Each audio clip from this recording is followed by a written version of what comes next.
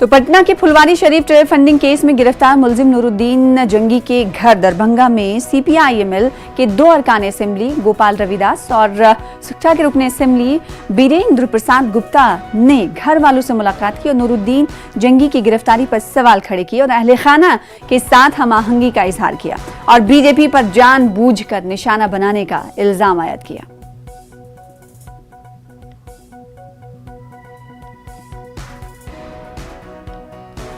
चार लोग पीएफआई, 5 लोगों के बारे में हम ठोस सबूत मांग रहे हैं कि आपके पास जो साक्ष्य है उपलब्ध कराइए। मैं मांग रहा हूं कि वहाँ के मैं स्थानीय विधायक फुलवारी शरीफ का हूँ।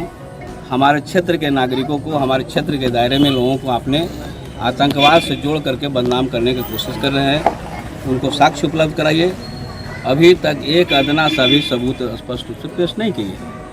इससे मतलब स्पष्ट है कि उनके पास कोई सबूत। ये पूरे तौर पे भाजपा की 2024 की तैयारी के तहत ये राजनीतिक योजना है, साजिश है, षड्यंत्र है और इस लिहाज से ये कहीं मुस्लिम महल्लों को बदनाम कर रहे हैं, कहीं मुस्लिम युवाओं को टारगेट बना रहे हैं ताकि वो अपने एजेंडा को सेट कर सकें। और इसी के अलावा ये इसमें कुछ नहीं है और ये बिल्कुल ही हम समझते हैं कि संदिग्ध जो मामला जो बार बार पुलिस कह रही है तो पुलिस के पास उसके लिए भी सबूत नहीं।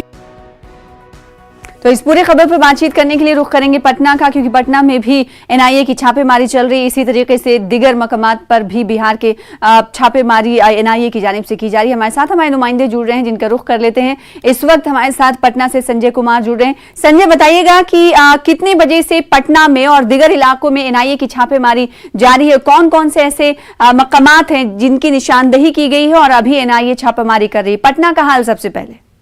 देखिए, बिल्कुल, दरअसल जो फुलवारी शरीफ जिहादी मामला है, इस पूरे मामले को एनआईए ने टेक ओवर कर लिया था।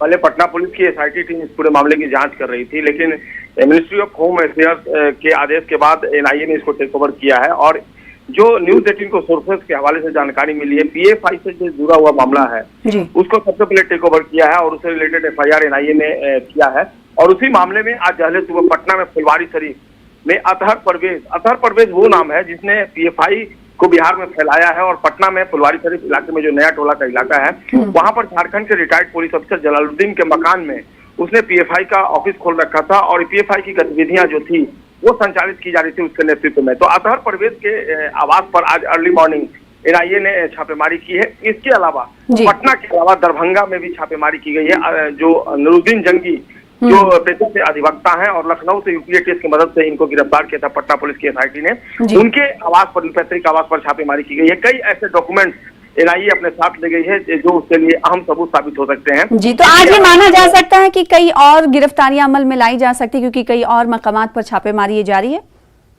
पूरे मामले में कुल 26 लोगों को नामजद बनाया गया था, जिसमें जो पीएफआई से जुड़ा मामला उसमें 4 लोगों की गिरफ्तारी हुई है। 22 लोग अभी काउंट कर रहे हैं और निश्चित तौर पर एनआईए ने जब टेक ओवर कर लिया तो आने वाले दिनों में गिरफ्तारियां बढ़ेंगी। ये गिरफ्तारियां 2 दर्जन से भी अधिक होगी, इस बात से इंकार नहीं किया सकता। जी, तो दरभंगा का जिक्र कुछ देर पहले संजय कुमार आपने किया था। दरभंगा से जो गिरफ्तार मुलजिम है जिसका नाम नूरुद्दीन है, आज उसके घर पर सीपीआई-एमएल के 2 अरकान असेंबली यानी एमएलए मुलाकात करने की पहुंचे और उनकी तरफ से ये कहा गया कि मुसलमानों को परेशान किया जा रहा है और ये पुलिस की सोची समझी साजिश है। पूरे मामले में चूंकि गोपाल रविदास फुलवारी शरीफ इलाके के लोकल एमएलए हैं और वो केवल पुलिस की बात कर रहे हैं, लेकिन शायद गोपाल रविदास ये भूल गए कि इस पूरे मामले को एनआईए यानी नेशनल इन्वेस्टिगेशन एजेंसी ने टेक ओवर कर लिया है। तो एनआईए जैसी एजेंसियों की कार्यशैली अहम सबूतों के आधार पर होती है और एनआईए किसी केस को तभी लेता है जब उसके पास अहम सबूत हो, स्ट्रॉन्ग एविडेंस के बाद ही वो कार्रवाई आगे कर रही है। तो केवल पुलिस तक ये मामला नहीं है, केवल वो पुलिस की बात कर रहे हैं। अगर सबूत नहीं होते और कोर्ट में प्रोड्यूस नहीं किया तो आगे भी कार्रवाई नहीं होती। तो फिलहाल इसको पॉलिटिकल दायरे से देखना मुनासिब नहीं होगा, क्योंकि एनआईए वगैरह की जो टीम है वो बहुत सोच समझकर और स्ट्रॉन्ग एविडेंस के आधार पर आगे बढ़ती है।